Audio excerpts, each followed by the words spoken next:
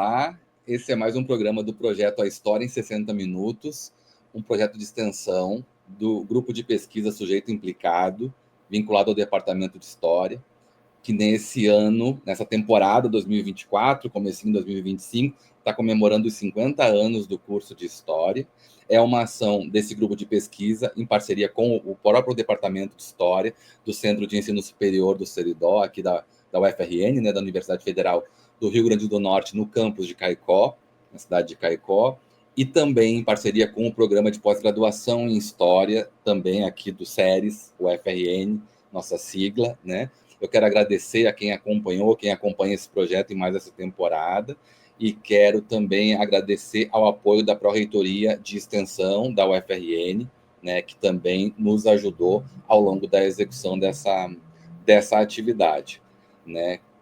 Como eu disse antes, nesse ano, nessa temporada, nós estamos comemorando o aniversário de 50 anos de criação do curso de História, e por conta disso, estamos conversando com professores, ex-professores e professores e professoras, né, que são egressos do curso, se formaram aqui, para ouvir as memórias, para falar um pouco das trajetórias, para falar um pouquinho sobre como estão atuando hoje em dia. E é com muita alegria que hoje nós recebemos aqui a professora Sandra Assis, do Instituto Federal do Rio Grande do Norte, egressa do curso, né, e que atua nessa outra instituição muito importante para o Estado, mas representa uma rede importantíssima, um sistema, né, importante para o país todo, que são os institutos federais. Muito bem-vinda, Sandra, muito obrigado por ter aceitado participar desse projeto. Obrigada, professor Evandro, obrigada pelo convite, e eu que fico muito feliz de poder compartilhar um pouquinho dessas memórias.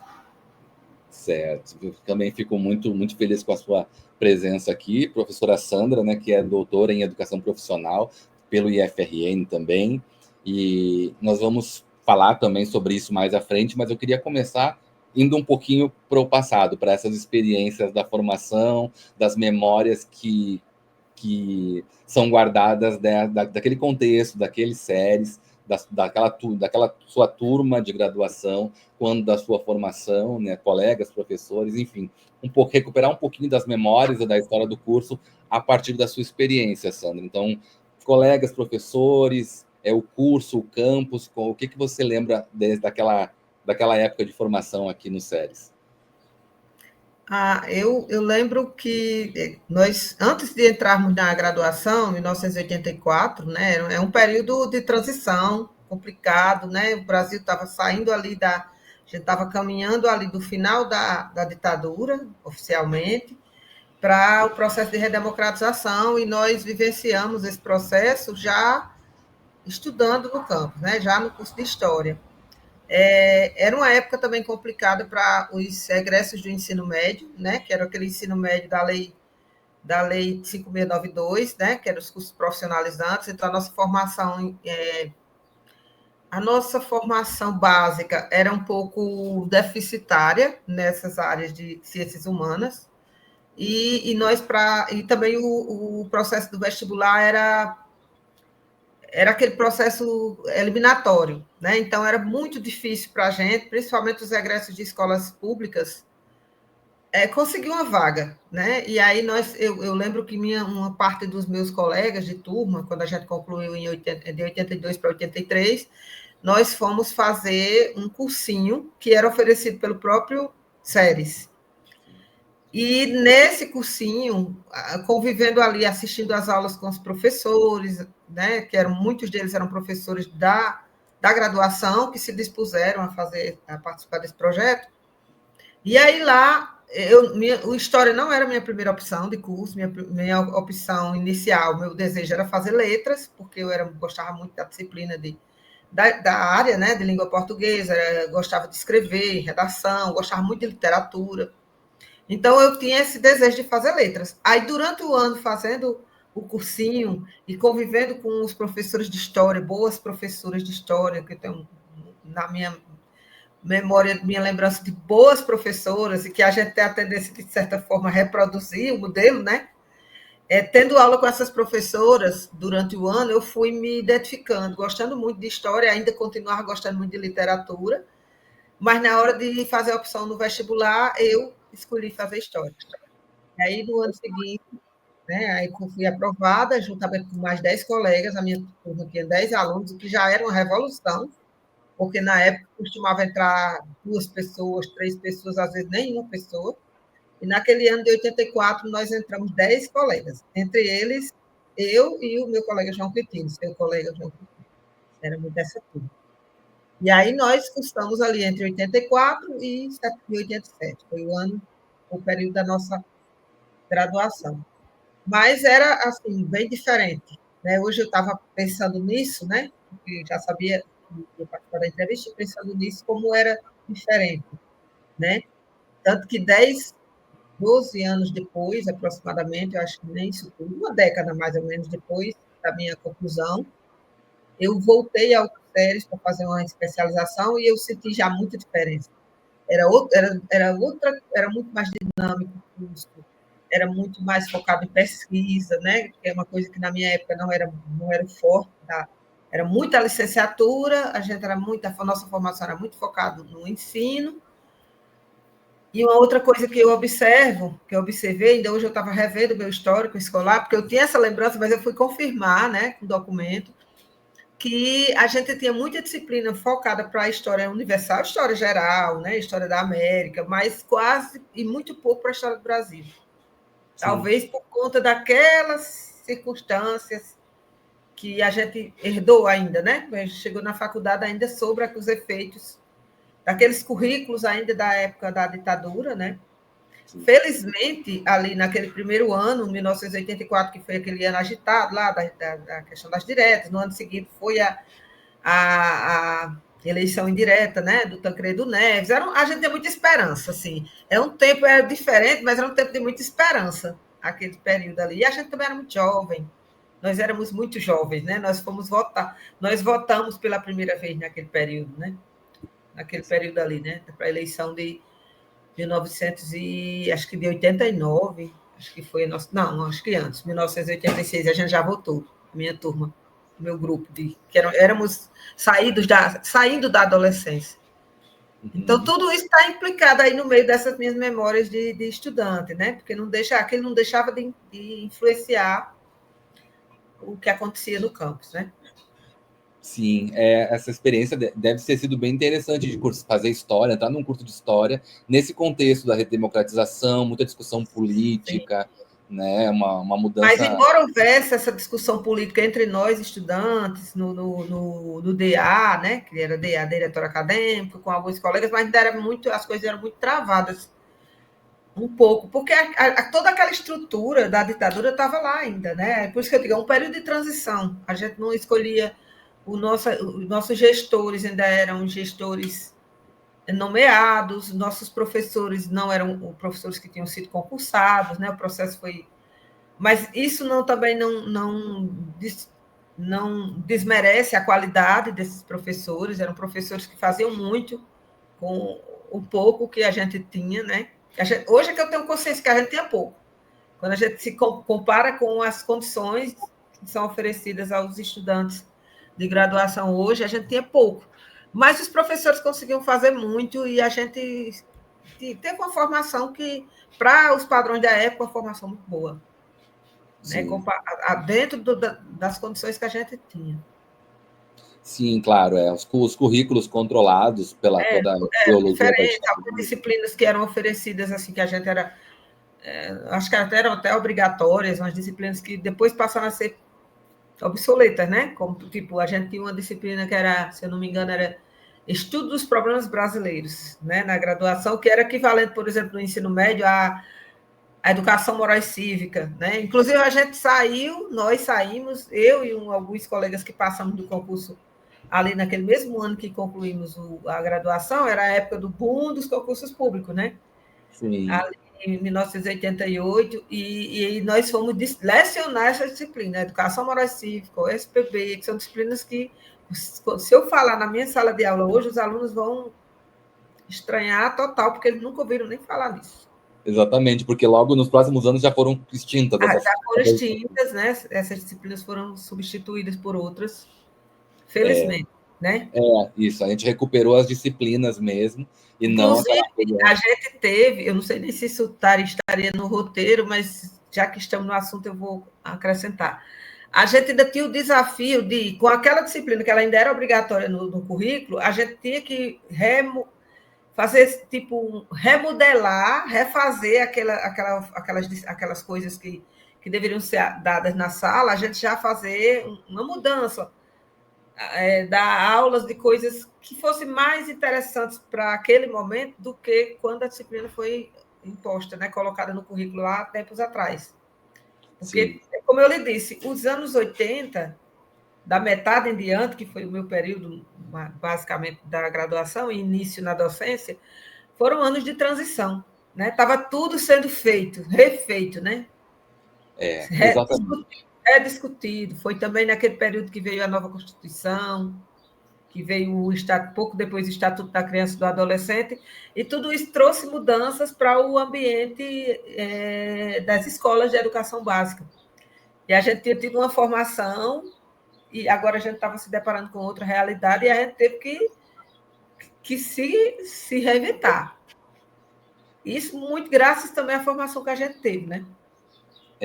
E falar sobre isso é deixar bastante evidente assim o quanto um regime autoritário pode assim afetar e negativamente a educação e como assim contar a história dos anos 80, revisitar tudo isso que você está falando a partir da sua experiência é justamente ver o valor da democracia, de poder discutir currículo, porque né, não se discutiam currículos, vinha uma visão autoritária, inclusive de currículo, né? E proposta pedagógica. Como isso demora a ser substituído, né? Como aquela coisa está muito forte, muito arraigada nas escolas, na cultura escolar, e mudando isso assim é uma tarefa que também não era muito fácil, né? Toda uma estrutura, se a gente pensar, Mas, né? mas como eu lhe disse, era um tempo de muita esperança, a gente tem muita esperança, apostava muito tinha muita esperança da melhora, né? Das mudanças que viriam. Tanto que mudança era uma palavra que era muito forte naquela época. Mudança, tudo era. Eu acho que Eu tive a sorte de viver essa época. eu acho que foi gradual mesmo, levou muito tempo. Acho que a gente Sim. levou. A LDB, Lei de Diretrizes e Bases, é de 96, imagina. Pois é. Né? As mudanças nos currículos são no início dos anos 2000. Eu acho que realmente demorou, precisou de bastante tempo, mas reconquistamos muitas Mas coisas. enquanto isso, quer dizer, quando você diz demorou bastante, assim, é para as coisas se oficializarem, né, se consolidarem. Mas enquanto isso, nas escolas a gente já ia se virando, né? Os professores, especialmente os professores da minha área de ciências humanas, a gente já ia se reinventando, né? Criando estratégias e se virando como a gente podia. Mas a gente ainda carrega. Eu, pelo menos, eu reconheço que eu ainda carrego muito isso, sabe, daquela época.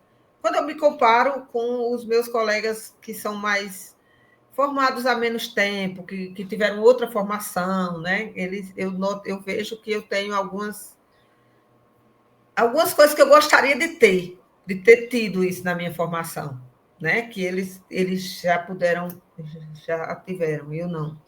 Mas de lá para cá a gente faz, o professor vai se, se refazendo, né, a cada ano, estudando, se preparando, porque o processo educacional é muito dinâmico e a gente também tem que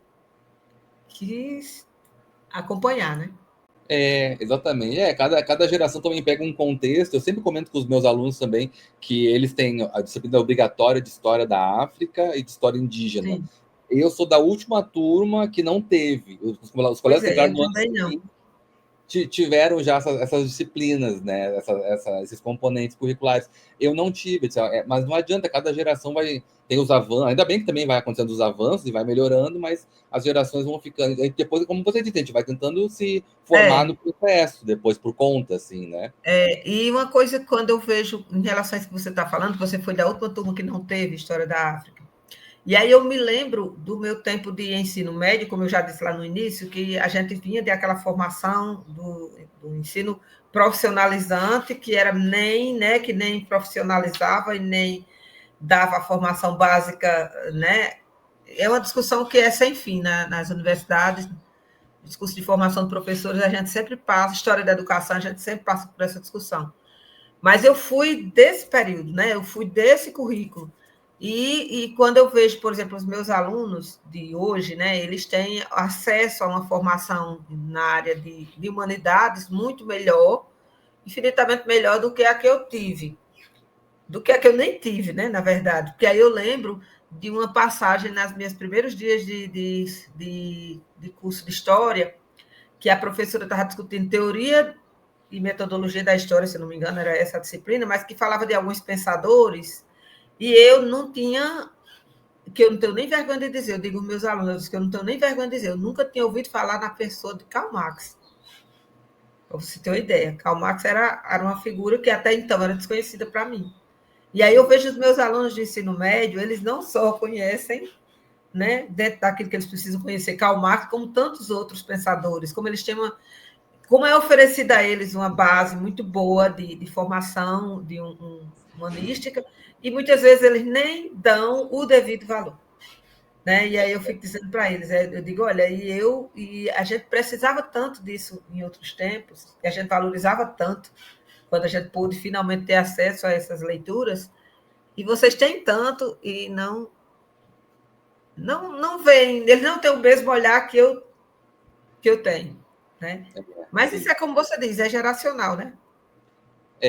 Mas é interessante a gente ver esses movimentos das gerações, dos contextos, e é importante também falar, porque eu acho que é justamente isso, né? Quando a gente fala sobre as dificuldades que haviam no passado, talvez a gente te ajude a dar uma dimensão do quanto tem possibilidades hoje que às vezes não são aproveitadas, né? Mas ao mesmo tempo, eu digo isso, mas ao mesmo tempo eu fico muito orgulhosa quando eu vejo meus alunos e alunas, muitas vezes, falando com tanta propriedade de coisas tão importantes, se posicionando de uma forma muito, muito segura diante de certas coisas, que faz a gente achar, como é que eu digo, faz a gente sentir que o que a gente está fazendo vale a pena, apesar das dificuldades, que naquela época eram umas, mas que hoje são outras, né? Hoje a gente tem outras dificuldades também, mas, enfim, a vida assim vai caminhando a humanidade, como diz uma amiga minha, né? Costumo dizer isso. É assim que caminha a humanidade. É isso mesmo. Eu vou aproveitar, deixa que você falou nos seus alunos, né? Eu queria falar um pouquinho, Sandra, sobre as suas experiências docentes, né? Você é professora do Instituto Federal do Rio Grande do Norte, Sim. essa instituição tão importante aqui para o Estado, né? Distribuída, né? Por todo o Estado. Um sistema que foi organizado, unificado em 2008, né? Eu queria falar um pouquinho sobre o contexto do seu ingresso no Instituto Federal como professora. Queria falar também que se você pudesse falar um pouquinho sobre as suas experiências anteriores também, antes de que Sim. você falou que se formou e imediatamente começou a trabalhar. Eu queria Foi. que você falasse um pouquinho sobre isso também. Eu vou começar lá no início da minha formação para depois chegar no Instituto, né? Tá. Não fugir da linearidade Tá típica, né, certo. dos professores formados nos anos 80. Inclusive, a gente tem uma piada interna aqui, essa questão do professor formado nos anos 80, mas deixa para lá. Depois eu quero saber essa piada. Em off, eu posso lhe dizer. Tá bom. Quando eu comecei, na verdade, quando eu comecei a minha experiência docente, eu ainda era estudante, eu estava me aproximando do final da. Só ligar o ventilador aqui, está um pouquinho quente aqui onde eu estou. Tá bom. Eu estava espero que não atrapalhe. Não, não tá Tá, o atrapalhando. barulho não atrapalha, não. Não. Eu estava concluindo já no último ano da graduação, e aí eu fui convidada, até por intermédio de uma professora que me indicou para dar aula numa escola privada aqui da cidade. E aí eu fui, né? Eu era. Essa não faz parte da pergunta sua, mas eu vou esclarecer. Eu era um estudante muito necessitada de um emprego, né? Muito pobre, esperando assim, ansiosamente concluir a graduação para já buscar um trabalho, buscar um concurso público, e aquela oportunidade para mim foi muito boa, porque além de me proporcionar um trabalho, me proporcionou um aprendizado muito grande. Né? Eu costumo dizer que ali foi a minha grande escola de formação docente, na prática, né? Porque eu fui aprender a como ser docente na vida real, né? Numa escola que tinha uma estrutura pedagógica muito definida e tinha também muita disciplina, tinha muita coisa que a faculdade não me ensinou, né? A faculdade, em geral, não ensina certas coisas, a gente aprende na prática, né? Nossa formação docente, como diria o Tardif, ela se dá nos primeiros anos os 5 primeiros anos de formação, de experiência que nos garanta essa formação, né? Porque a nossa formação não é só a acadêmica, só a dos conteúdos, né? Aqueles conhecimentos técnicos. A gente precisa também os saberes da experiência. Pronto, é isso. E ali foi muito importante para mim. Comecei a trabalhar ali no ano de 1987.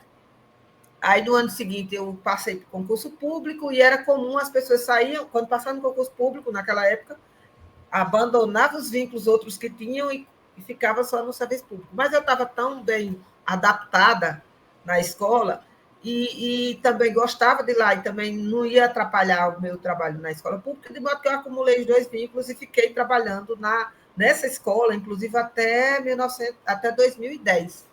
Quando eu saí para o Instituto Federal, foi que eu saí dessa escola, era do Candário Santa Terezinha. Trabalhei lá há 23 anos e foi uma grande escola para mim, em muitos aspectos, sobretudo no aspecto de formação de docente mesmo, de trabalho docente. E aí, nesse período, fui trabalhar na escola pública, na Escola Calpurnia, Caldas de Amorim, que aqui em Caicó é conhecida como ECAM, e trabalhei lá também até 2010, trabalhando praticamente só com o ensino médio. Trabalhava com educação fundamental numa escola, ensino médio na outra.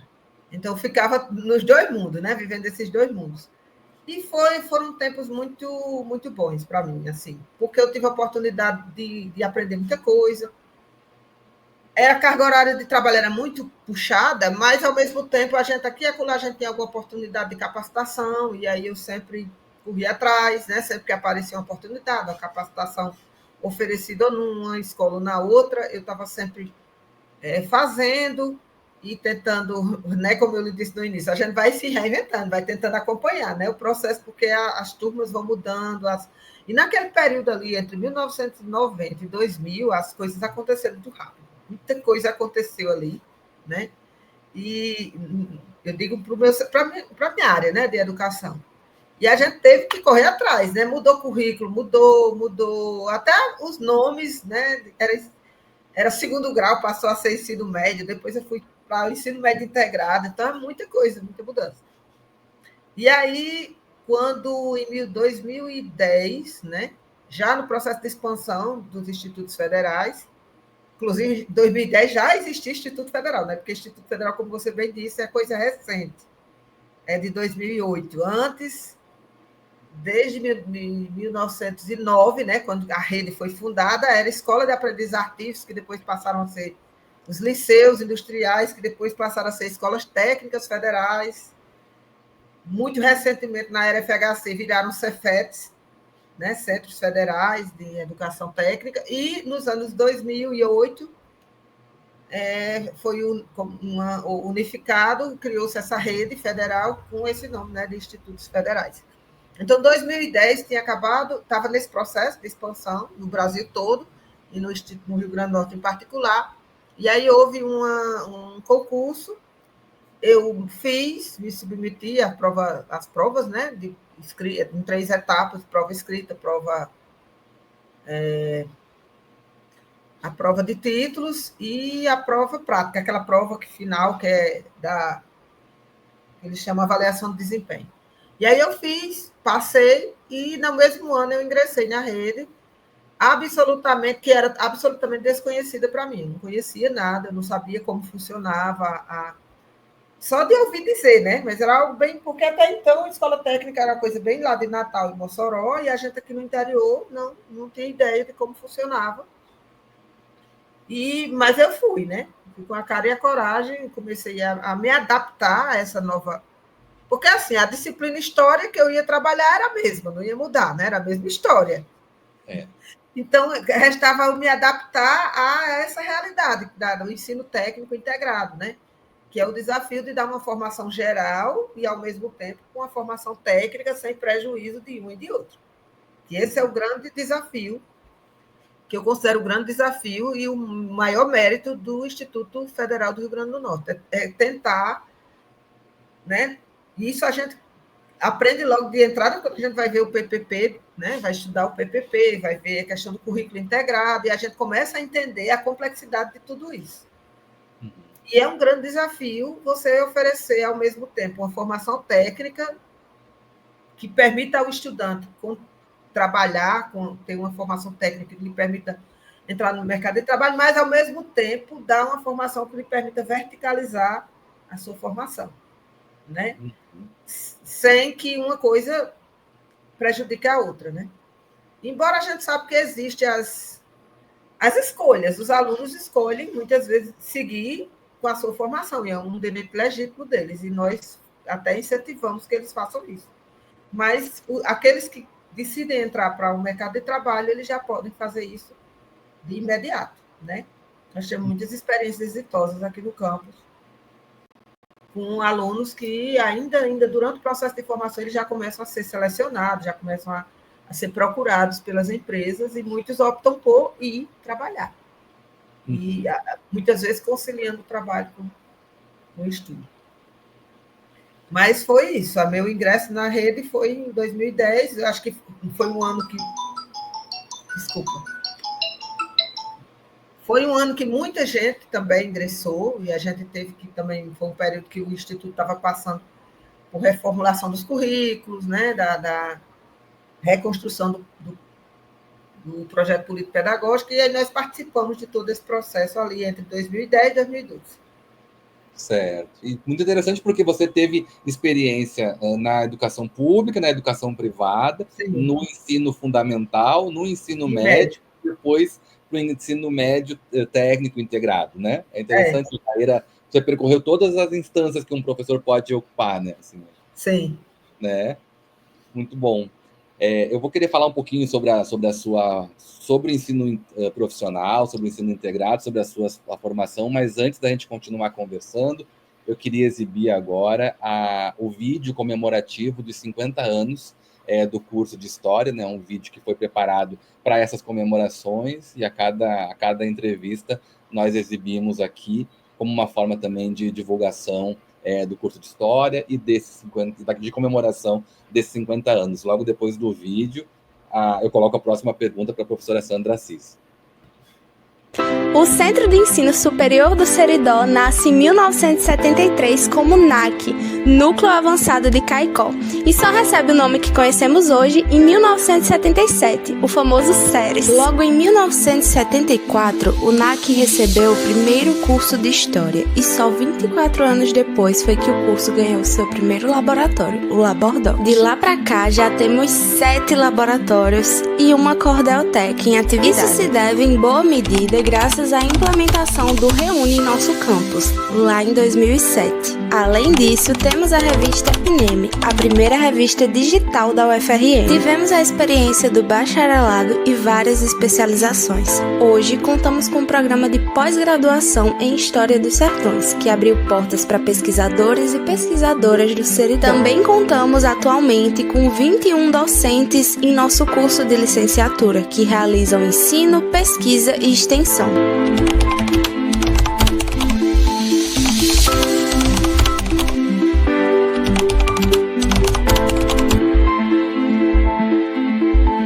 Em 2024, nosso curso de História faz 50 anos e celebramos os mais de 1.200 alunos que já passaram por nossas salas de aula e confiaram no poder da educação pública, gratuita e de qualidade para a transformação social. Maravilha. Chega a dar uma emoção. É emocionante mesmo, né? É legal ver, assim, uma síntese de toda essa história, né? Sandra, eu queria falar um pouquinho agora, inclusive, tem a ver com o que passou no vídeo, tem também relação com o que vou perguntar para você agora, porque a gente falou sobre as especializações que o SERES já ofereceu, o curso de História já ofereceu, e você... Sim. pelo menos uma eu identifiquei no seu currículo, de especialização em História do Nordeste, coordenada pelo professor Muractan Macedo, saudoso professor Muractan, mas você fez uma série de outros aperfeiçoamentos, né? Dá para perceber que você, como a gente vem falando desde o início, você se preocupou numa formação continuada ao longo da sua trajetória, e eu queria também aproveitar para ouvir você um pouquinho sobre isso, sobre essas experiências, sobre o mestrado. Você fez um mestrado também, né, em educação profissional, já direcionando para o campo da sua atuação mesmo, e mais recentemente você defendeu a sua tese de doutorado, né, em 2023, né? Eu queria que você pudesse falar também um pouco sobre a tese, queria ouvir você um pouquinho sobre isso. Eu vou tentar ser bem sucinta, né? Que é muita coisa. Mas, assim, sobre só um minutinho aqui, só para eu abrir aqui. Sobre a minha especialização, eu fiz... foi a primeira especialização, inclusive, do SERES. Isso mesmo. A primeira que foi oferecida, eu estava lá na turma. Eu e alguns, inclusive, colegas egressos da minha turma, João Quintino estava comigo, e outros colegas do meu tempo. Porque, assim, a gente aqui no interior, naquela época, havia muita carência de cursos de formação de pós-graduação, né? Para você fazer uma pós-graduação, você teria que se deslocar para... No mínimo, você teria que ir para Natal, ou Campina Grande, ou João Pessoa, que eram os centros mais próximos, e muitas vezes só para fazer a especialização mesmo, já era muito. Sim. Mas aí nos anos 2000, aí as ofertas, graças a Deus, aumentaram, tanto que hoje nós temos a felicidade de ter, inclusive, um mestrado, né, aqui, com possibilidade de, em breve, um doutorado, né, na área de História dos Sertões. Acho que o curso de Geografia também tem pós-graduação, e outros cursos também, que me alegra muito saber disso, né, saber que as oportunidades estão muito maiores hoje. Mas lá em 99, era o professor Muractan Macedo, foi meu orientador, mas um dos coordenadores do curso, me parece que o coordenador geral do curso era o professor Buriti, né? Iranilson Buriti. Sim. Que depois foi, hoje não é mais docente daqui, mas ele continua na rede federal, acho que na UFPB, se não me engano, né? O UFCG. Campina Grande. O UFCG. Ele trouxe esse curso para cá, e o professor Muractan era um dos grandes nomes, né, do curso, inclusive foi meu orientador na minha pesquisa, né, do meu TCC. E naquela ocasião, nós, não só eu e outros colegas da minha época, né, que estávamos nessa turma, era uma turma grande, que a gente tinha que fazer o curso e, ao mesmo tempo, conciliando com as aulas. E a gente tinha essa dificuldade, porque nosso curso foi licenciatura, sem nenhum foco na pesquisa. A gente não tinha a experiência da pesquisa. Nem um TCC a gente fazia naquela época, era estágio, era relatório de estágio mesmo, de sala de aula. Mas aí a gente foi aprender, né? O professor Muractan me ensinou muito, é uma figura que eu tenho muita reverência, tenho muita... Uma pessoa que a gente... A história perdeu muito, né? Com o ensino de história e tudo. Mas, enfim, os desígnios de Deus a gente não discute. Mas foi muito importante na minha formação nesse momento, porque ele me ensinou muito, né? Não só me orientou na pesquisa, como ele me ensinou coisas básicas de metodologia da pesquisa, até porque ele também foi o professor que deu essa disciplina no curso. E ali, aquela especialização foi muito importante para mim, porque, inclusive, eu tive a oportunidade de ver a história, a historiografia de outra forma, né? Muito diferente. Não fazia tanto tempo assim que eu tinha me graduado, mas mesmo assim foi muito necessário para mim aquela formação. E aí depois passaram-se muitos anos, e eu só vim voltar para fazer uma pós novamente em 2013, quando eu já estava no Instituto Federal. E aí eu fui para o curso, para um mestrado na área, né, de História da Educação, de educação profissional. Porque eu senti essa necessidade de aprender mais e aprofundar mais sobre a educação profissional, e também porque eu já tinha tentado o curso do mestrado em História anteriormente, mas não tinha ser aprovada, né?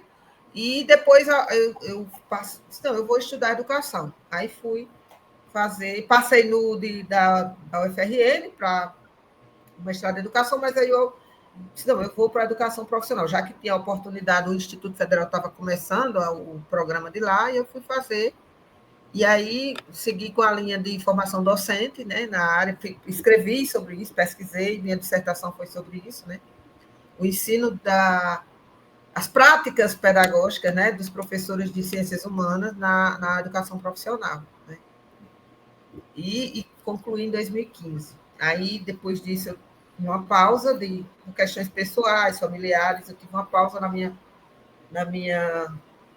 na continuação dos meus estudos, e aí só voltei para o doutorado em 2020, novamente para a educação profissional, só que dessa vez eu fui fazer o que eu gostava mais, né, para a linha de história da educação, porque já essa linha já existia no programa. Na época que eu iniciei, não tinha essa linha.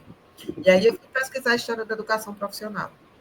E aí minha pesquisa, minha tese é justamente sobre as viagens pedagógicas dos educadores, dos engenheiros educadores, naquele contexto ali das primeira metade do século XX, porque é um período em que todo o processo de formação de ensino técnico no Brasil está sendo construído, né?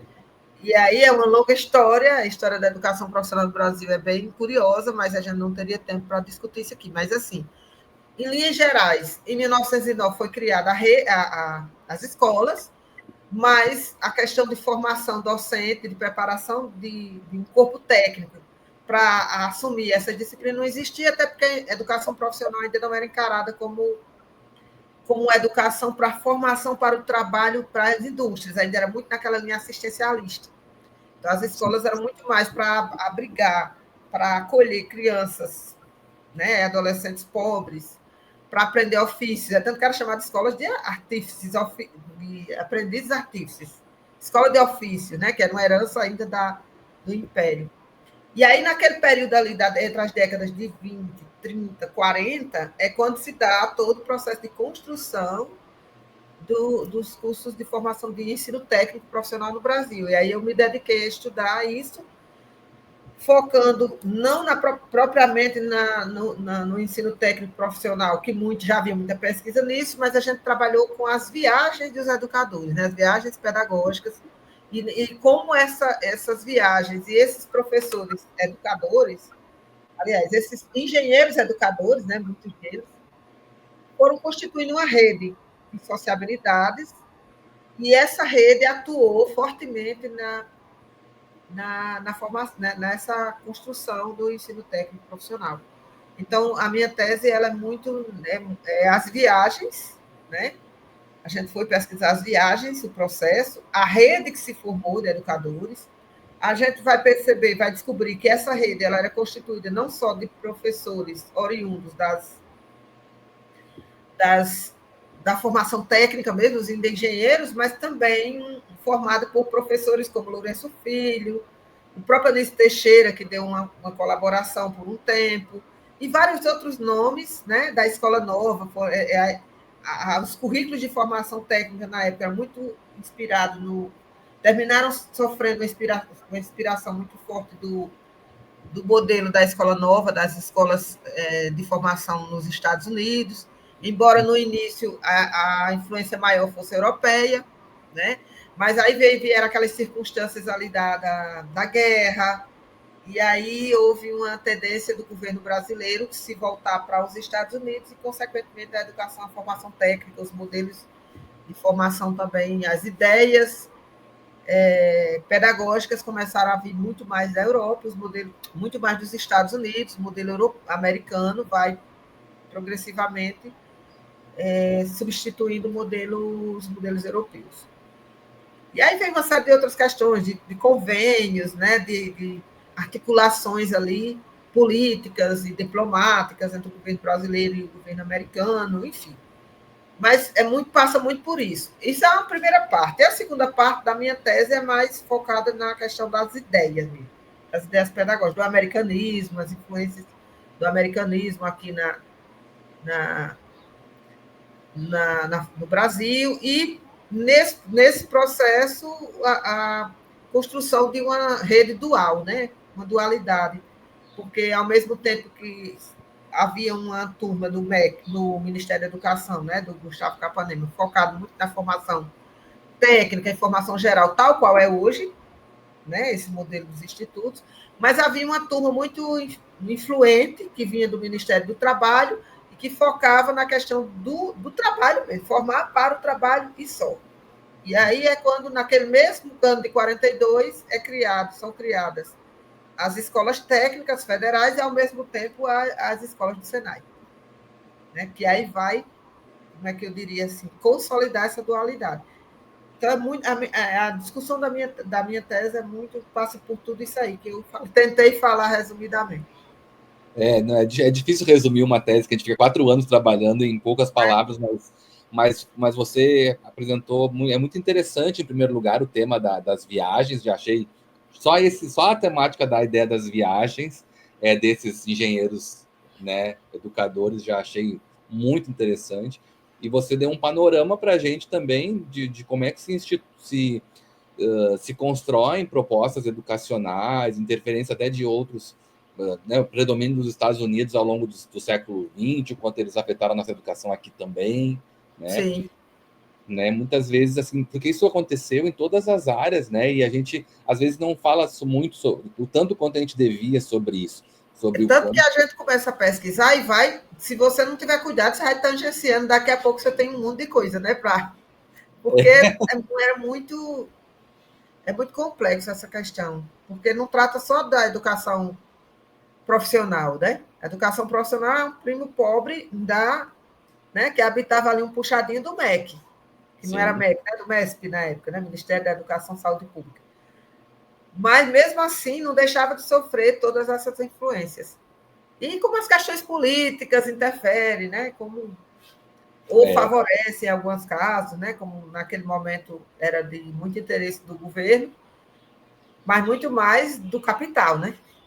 Como sempre, né? O interesse do capital, que o Brasil, assim, o processo de industrialização no Brasil está quase que, eu diria até que estava tudo por fazer ainda, né? O Brasil estava caminhando, não que a gente não pode dizer que o Brasil não era industrializado, já vinha se industrializando. Mas ali, na década de 30, 40, é que eles tomam consciência que eles não podem ter uma indústria forte se eles não tiverem uma formação técnica, educacional forte para atender essa necessidade. E aí, curioso que a gente não tinha nem professores, era preciso importar esses professores, que nem eram professores, eram mestres, eles chamam de mestres, que aí eu não estou falando, é o mestre que eles chamam, é o mestre de ofício, né? O cara que sabe fazer, que vem para cá para ensinar os meninos, estudantes, a fazer também. Então, tudo isso tinha que ser feito, tem que importar esse povo, tinha que formar os professores, né? Formar os formadores, como diz o autor. Mas assim, é um tema que eu gosto muito de discutir, porque, além de já estar inserida no universo da educação profissional, eu sou historiadora, eu gosto da pesquisa histórica, eu gosto.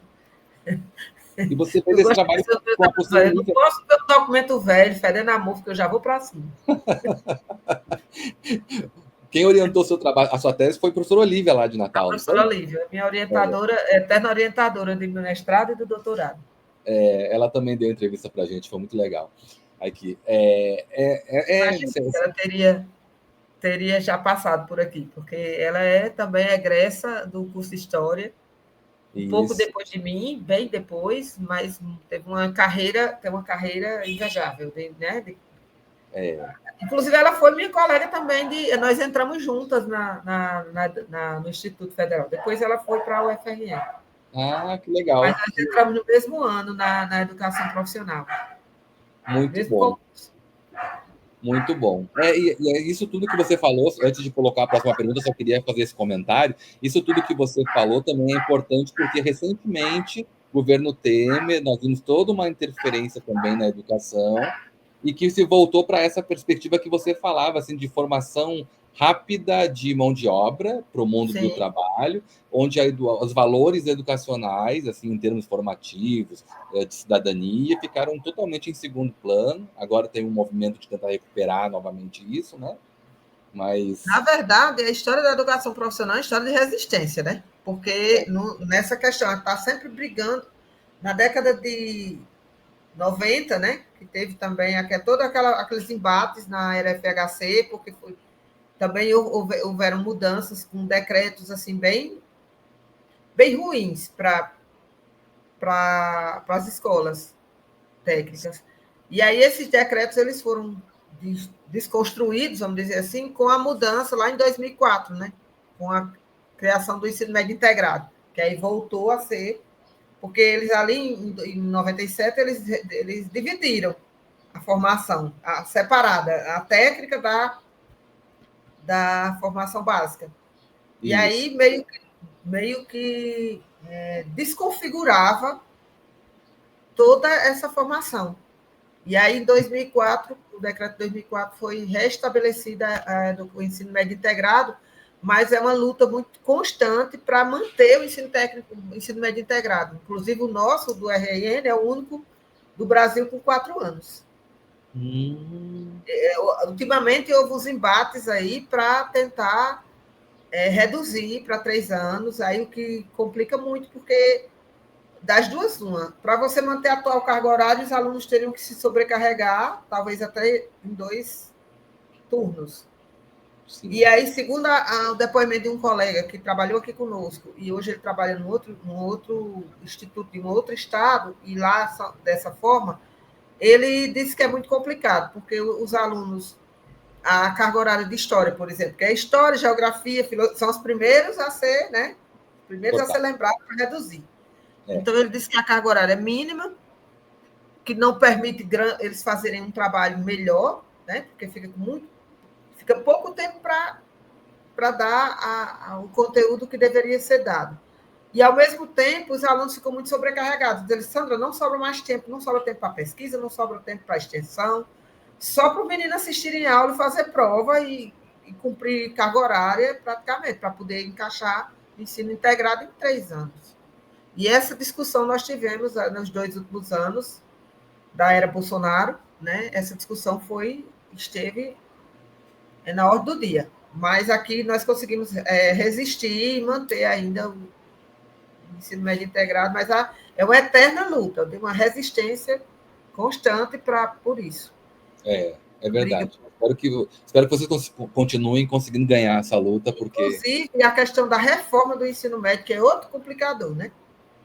Que a gente está, inclusive, os nossos livros didáticos, a gente não está tendo, não está comprando, escolhendo aqueles livros que vêm do MEC, porque vem naquela proposta da reforma, então fica meio que... É quase como se voltasse àquela época dos estudos sociais, que é o curso de História e Geografia, era tudo uma coisa só, como se fosse uma disciplina só. Destrói as disciplinas. A gente ainda não conseguiu se decidir sobre isso, então a gente ainda está... Aqui no Instituto, a gente, pelo menos na disciplina de História, a gente ainda continua sem aderir a esses materiais que estão vindo. A gente ainda está resistindo, mas eu não sei também até quanto tempo a gente vai conseguir. Claro. Mas é isso. Resistência é a palavra. A gente que é da educação é isso desde sempre, né? Sandra, eu queria ouvir você um pouquinho, a gente está falando sobre as possibilidades também de trabalho no Instituto Federal, e no Instituto Federal tem essa possibilidade também da pesquisa, da extensão, sim, com mais possibilidade do que fora, nas outras possibilidades da educação básica, né? Isso é importante destacar. E eu notei, olhando o seu currículo, que você tem pesquisas e tem extensão sobre mapeamento de resultados educacionais, sobre relações de gênero, sobre relações étnico-raciais. E eu queria que você falasse um pouquinho sobre isso, sobre como é que você percebe esse espaço de discussão para essas pautas no Instituto Federal e na sociedade hoje em dia, né? A gente tem espaço para pesquisa, embora a gente não pesquise tanto quanto gostaria, porque também nós temos o foco principal da gente é o ensino, né? Claro. Não deixa de ser uma escola de ensino, de educação básica, formação básica. Mas a gente consegue produzir pesquisa também. Geralmente a gente se associa com outros colegas de outras áreas, né? Normalmente a gente trabalha com professor de sociologia, com professor de história, professor de filosofia, e a gente vai se organizando nos projetos para desenvolver. E, ultimamente, a gente tem feito, como eu tenho feito parte, eu fiz parte, e ainda continuo fazendo parte, mas aí, quando eu me afastei para o doutorado, quando eu voltei, enfim, eu era tem um núcleo, NEABI, que a gente chama NEABI, que é o Núcleo de Estudos Afro-Brasileiros Indígenas. É um núcleo de estudo, é um núcleo pequeno, porque não temos tantos membros, Mas a gente procura, através do NEABI, ir encaminhando nossas pesquisas nessa temática. E aí nós já fizemos algumas pesquisas, inclusive fizemos antes da pandemia, a gente estava concluindo uma pesquisa, que depois até foi publicado o resultado, que era sobre os rendimentos, né? Porque a gente já tinha os resultados, desde quando foi implantada as cotas étnico-raciais, a gente já conseguia, podia mapear uma turma desde o início até o final, né? E muito porque a gente precisa fazer esse tipo de pesquisa, porque a gente percebe ainda alguma resistência, né? Porque as cotas, porque o aluno cotista. E aí a pesquisa termina mostrando para a gente que se há alguma diferença do menino cotista com o outro, essa diferença ela só aparece no início. Depois, quando os meninos começam a ter as mesmas oportunidades, as mesmas oportunidades dos outros, essa diferença vai se diluindo e a gente vai mostrar isso nos números. Né? O rendimento desses alunos, a participação deles, o envolvimento deles nos projetos, a taxa de evasão, se é maior ou se é menor entre eles, e a gente conseguiu fazer uma pesquisa que nos trouxe resultados muito, muito interessantes. Depois nós participamos também de um projeto de pesquisa que era sobre a questão das eleições, né? A participação das mulheres nas eleições aqui em Caicó, lá no ano 2000. Essa pesquisa foi meio que prejudicada. Eu não diria que ela foi prejudicada, mas ela foi meio que... Ela teve que ser redirecionada por conta da pandemia. Quando a gente estava fazendo já, encaminhando para começar a pesquisa, veio a pandemia, e aí nós tivemos que trabalhar muito com os dados do TRE, né? Não tinha como sair às ruas para conversar com ninguém, mas enfim. Enfim, e aí aqui a gente vem fazendo esse tipo de pesquisa, como a gente pode, né? Dentro das condições. A gente trabalha com estudante de ensino médio, então é diferente do seu estudante, que é o estudante da graduação, da pós-graduação, mas é uma experiência muito boa, muito positiva, a experiência da pesquisa com os estudantes. Infelizmente, a gente tem alguma condição aqui, porque a carga horária um pouco que nos favorece, né? Sim. Como você disse, em outras escolas, aí fica mais difícil para o professor fazer a pesquisa, porque ele não tem muito tempo, né? Agora não tem carga horária para isso. Não tem bolsa. Ele precisa de bolsa também para os estudantes, né? E, se bem que muitos aceitam participar da pesquisa sem bolsa, mas a gente vai conseguindo manter o interesse deles nessas pesquisas. Na medida do possível, a gente tem produzido bastante coisa. Que bom, que bom.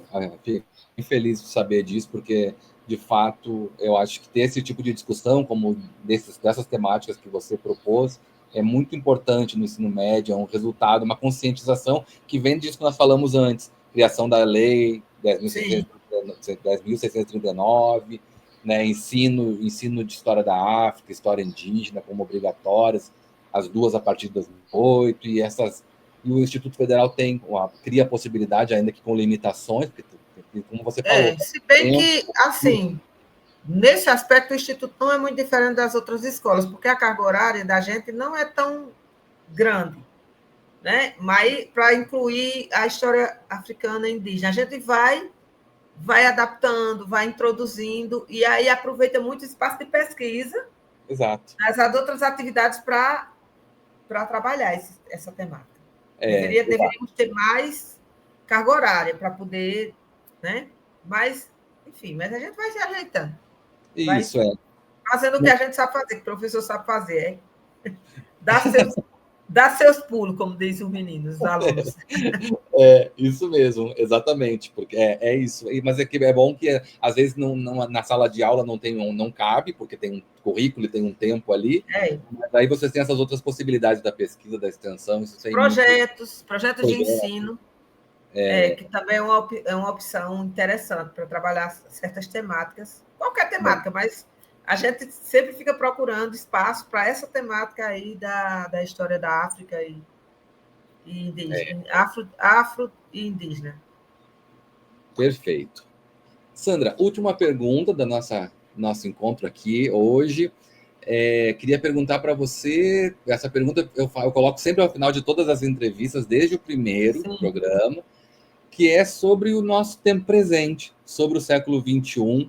Né? A gente transcorreu aqui, a partir da sua experiência, essas 2 décadas e meia aí de século, E eu queria ouvir um pouquinho você sobre isso, ouvir você livremente sobre isso. Como é que você olha para o mundo, como é que você olha para a história desse século, essa história assim está sendo construída no século XXI. Queria ouvir você assim, como profissional da área de história, como é que você tem olhado para o mundo atualmente, quais são os desafios maiores, quais são as possibilidades.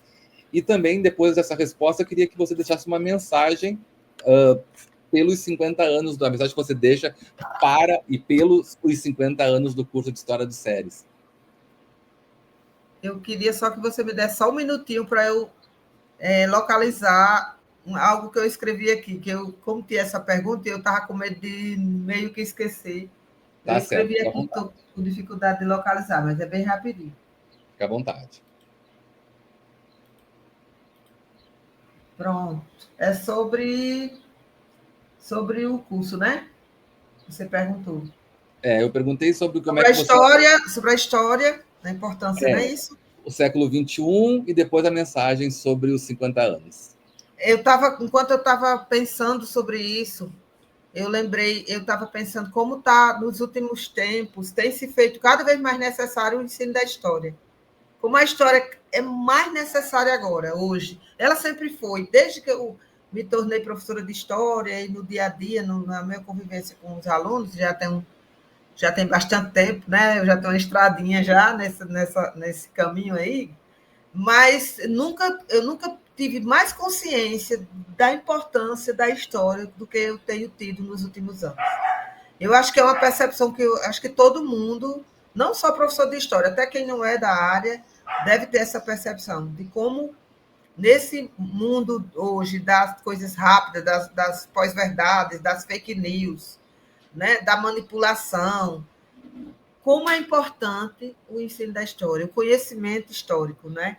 E aí eu estava, por isso que eu anotei aqui, né? É tanta coisa que a gente julgava. Eu, particularmente, isso é uma percepção muito minha, coisa que eu julgava que estava enterrado numa cova bem funda do século XX, lá a Primeira Guerra, a Segunda Guerra, aquelas coisas do século XX.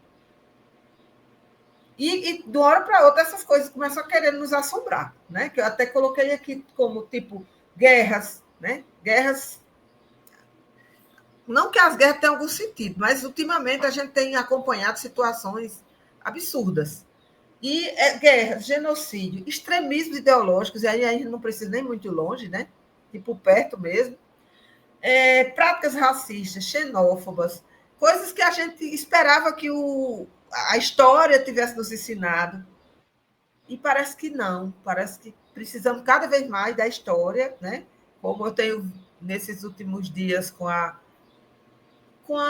repercussão do filme, né? Do Ainda Estou Aqui, sim, algo que eu tenho visto as pessoas repetirem, para nunca mais esquecer, para lembrar, para não esquecer, alguma coisa assim. E isso nunca fez tanto sentido, né? Então, a história, o ensino da história, o estudo da história é muito importante, né?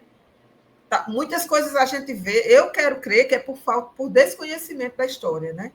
Se não for maldade, algumas práticas, alguns posicionamentos que a gente vê e ouve por aí, eu quero crer que seja desconhecimento da história, né? Ou então, na pior das hipóteses, não é desconhecimento, é, sei lá. Mas eu não gosto nem de... As pessoas flertando perigosamente com extremismos absurdos, com coisas que a gente só acredita porque vê, porque ouve. Então, por isso que eu ainda acho, não sei se eu estou querendo ser muito pretensiosa, mas eu acho que o conhecimento, especialmente o conhecimento de história, pode salvar muita coisa. Pode ajudar a gente a salvar muita coisa, né? Porque é muito dramático algumas coisas que a gente acompanha, né? E aí também tem coisas que a gente fica pensando assim, será, né, que se essas pessoas, se a gente conseguir fazer um trabalho melhor, a gente até se culpa, né? Quem sabe, né? A gente não pode ter um amanhã melhor se a gente aproveitar melhor esses espaços para ensinar, para discutir, né? Então, para mim, a história sempre é a história do presente, né? Para ensinar, para ajudar a gente no presente. Embora a gente, para entender sobre o presente, a gente precise visitar o passado. Mas eu ainda acho que o curso de História, por exemplo, aqui no Seridó, tem uma importância muito grande, um legado muito grande, né? Eu acho. Inclusive, revisitando essas memórias, vendo que nós... Né, o vídeo aí falava de quando esse curso surgiu, lá em 73, 74. Eu já entrei já com o curso, já estava andando, já estava bem adiantado, e de lá para cá muita coisa cresceu, muita coisa melhorou, e vai continuar melhorando, eu creio. E em relação a tudo isso, a essa história do SERES, eu particularmente me sinto muito honrada por ter feito parte, né? Ter uma pequena parte, por ser egressa desse curso, por ter sido aluna dos professores que eu tive, que eu não quero nem ficar citando todos, né, para não evitar injustiças, mas eu tive professores muito bons, dos quais eu me orgulho muito, e que eu, assim, sempre quis, de certa forma, como é que a gente diz, me inspirar neles, né? Muitos professores bons, professoras muito boas, tanto na graduação como depois na pós-graduação, que sempre foram referências para mim. E continuam sendo, né? O SERES ainda é uma grande referência para mim e para muitos que, como eu, passaram por lá. Então, eu acho que a mensagem que eu não sou muito boa de mensagem, não, mas eu acho que a mensagem que eu deixaria era essa, né? De como o legado do SERES é importante, de como a gente ainda pode ser melhor no amanhã. Eu vejo muito isso nos meus ex-alunos, né? Que hoje já estão... Hoje, inclusive, já são egressos, né, da UFRN, do SERES, e eles também falam com muito orgulho dessa instituição. E é isso. Acho que eu já falei demais. Não, foi ótimo, foi perfeito. Muito obrigado, Sandra. Eu acho que você tem toda a razão, eu concordo muito com você, muito da sua mensagem, porque tenho pensado muito sobre isso também, sobre o quanto a história, os contextos mudam, e claro que o relacionamento com os conhecimentos também mudam, mas como mais do que nunca agora a gente está precisando mesmo da história. A história, porque a história acaba sendo uma rede de proteção assim para a democracia, para valores mínimos de convivência, para o respeito, para os direitos humanos, para tanta coisa que assim a história tem esse papel importante. Quando o mundo parece que fica louco, como ele está agora, a história diz: gente, calma, que isso é um absurdo, tem algumas das coisas têm que ser respeitadas e a gente não pode abrir mão delas. Eu acho que a sua mensagem deixa isso para a gente. Muito obrigado mesmo. Viu? E muito obrigada a você por ter me convidado. Foi muito bom mergulhar nessas memórias. E, enfim, é isso. Eu estou muito feliz. Muito obrigada. Eu também. Eu gostei muito de lhe conhecer, de lhe ouvir, e espero que a gente possa ter outras oportunidades de conversar. Os eventos por aí, quem sabe, né? Isso mesmo. Os eventos do SERES. Isso, com certeza. Bom, para quem assistiu a entrevista até aqui, quero agradecer muito. Nós temos um grupo de discussão e outras colegas, pessoas interessadas que acompanham. Agradeço muito por terem acompanhado mais essa entrevista, que comemora e lembra um pouco os 50 anos do curso de História do SERES nessa temporada, e espero encontrar todas essas pessoas numa próxima oportunidade, na entrevista da semana que vem, já está sendo preparado, tá bom? Muito obrigado. Tchau, tchau. A gente vai ficando por aqui. Tchau.